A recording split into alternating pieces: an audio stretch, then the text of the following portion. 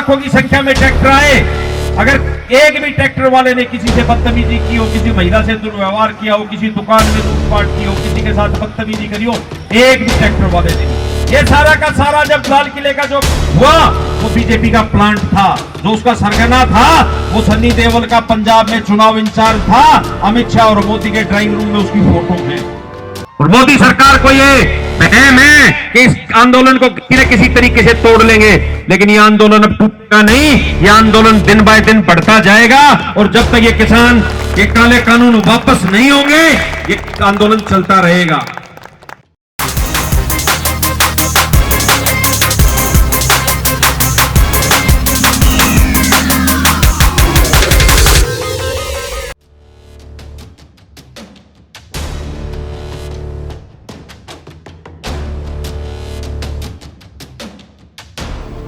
26 जनवरी को जो हुआ उसके बाद किसान आंदोलन को कमजोर होता बता रहे बीजेपी सरकार के लोगों को गलत साबित करते हुए आज दिल्ली के नवादा गांव में दिल्ली देहात समिति द्वारा पंचायत रखी गई। इसमें बीजेपी सरकार द्वारा लाए गए कृषि सुधार कानून को वापस लेने तथा किसानों के आंदोलन को समर्थन की बात कही गई।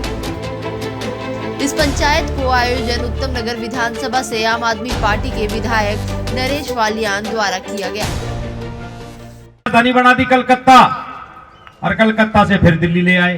क्यों ले आए?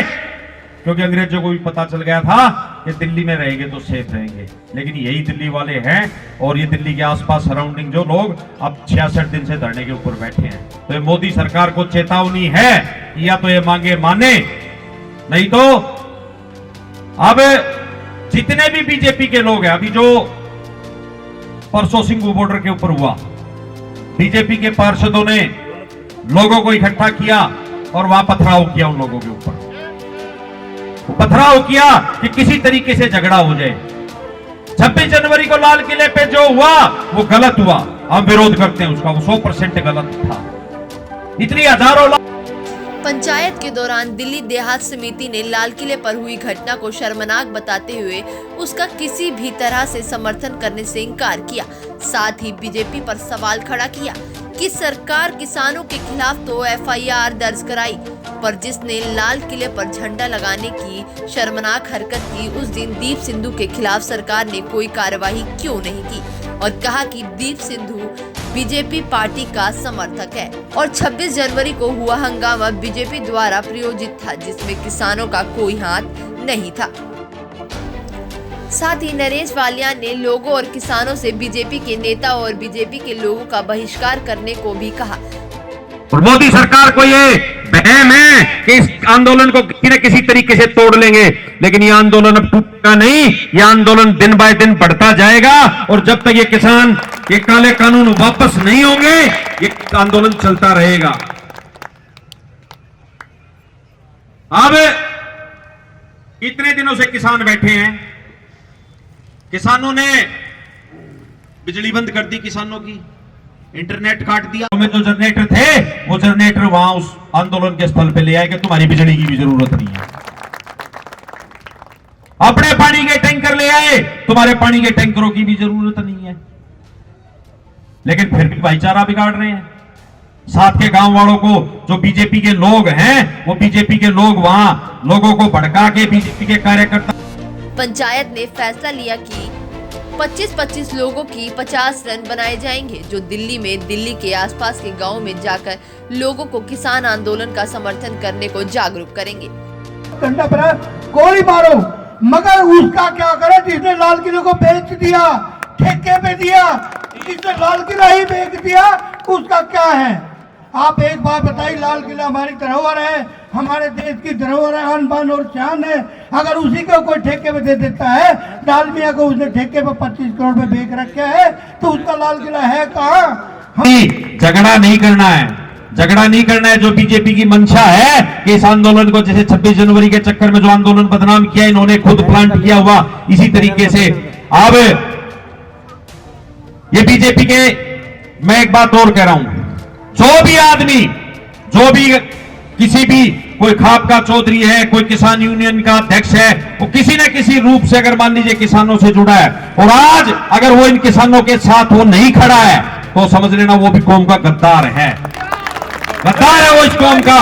कि आज समय आया, आज किसानों को, जमींदारों को उसकी जरूरत है और वो यहां नहीं पहुंच रहे हैं, उनका साथ नहीं दे रहे हैं। मैं एक बात और कहना चाहता हूं बीजेपी के मंत्रियों का, बीजेपी के सांसदों का, बीजेपी के एमएलओ का और बीजेपी के पार्षदों का, आने वाले समय में इनका हुक्का पानी बंद कर दिया जाए, ब्याह शादियों में न्योते बंद हो जाए, जीने मरने में इनकी एंट्री बैन हो जाए और बैन करनी चाहिए,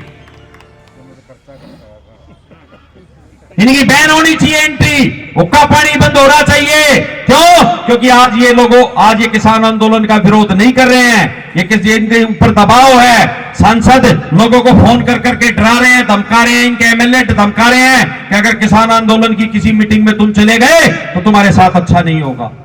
अरे तो कौम है जो मुगलों से और अंग्रेजों से भी निड रही थी, उसको तुम डराओगे क्या? तुम डराओगे क्या? लाल किले पे जो झंडे की घटना हुई, कह रहे कि 100% गलत था, देश का अपमान हुआ। अपमान बीजेपी वाले समझाएंगे क्या? ये हमारे को देशभक्ति का कोई सर्टिफिकेट देंगे क्या? इनके खुद आरएसएस के मुख्यालय पे 53 साल बाद झंडा फहरा था तिरंगा। ये तिरंगे का सर्टिफिकेट और देशभक्ति का सर्टिफिकेट इन लोगों से लेंगे हम। इस पंचायत को लेकर हमने विधायक नरेश वालियान और वहां मौजूद अन्य लोगों से भी बात करी। आज जो सभा है आपने किस उससे रखी है? ये दिल्ली देहात विकास समिति की तरफ से आज ये पंचायत थी और इस पंचायत के अंदर जो है भाजपा के गुट्टे जो वहाँ बॉर्डर के साथ लगते हुए जो हमारे किसान बैठे हैं उनके ऊपर पथराव कर रहे हैं, लड़ाई झगड़े की स्थिति पैदा करना चाहते हैं। तो उसी के लिए आज ये पंचायत थी कि दिल्ली देहात के जितने भी गांव हैं और उसके लिए कमेटी बनाई गई है, वो कमेटी इन सारे गांवों में जाएगी और इन गांव वालों से बात करेगी कि अगर ये बीजेपी वाले लड़ाई झगड़े की स्थिति या पत्थरबाजी कोई करते हैं तो इनका सामाजिक बहिष्कार करें, इनका हुक्का पानी बंद करें, ब्याह शादियों में इनके न्योते बंद करें और इनका पूर्ण रूप से बहिष्कार हो।